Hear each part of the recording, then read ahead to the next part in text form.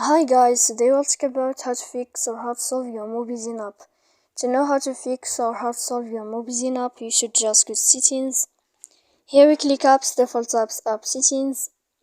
After that you'll enter to the window of Mobizen. Here in this list of app info, you will click on first stop and you will click OK. Here we'll enter to the window of storage. Then we click clear cache.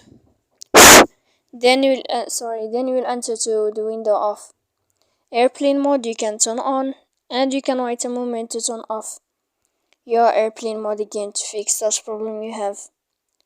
So then you can know how to fix your problems. So please don't forget to support us by like and subscribe.